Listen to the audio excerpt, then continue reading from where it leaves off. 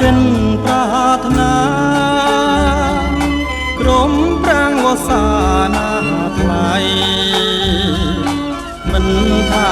យុគមិនថាថ្ងៃស្រនងអាឡ័យក្រុមគ្រាចិននៅតែគិតចង់បា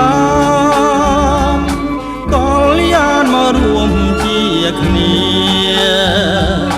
ក្រែងតែអូនមិនមេត្តាមិនព្រមស្នេហារូបបងការរីកហើយតែងរួយធម្មតាទេណានួនល្អកុំគិតអីថ្លៃនាងបងគួរតែផ្សងវាសនាថ្មី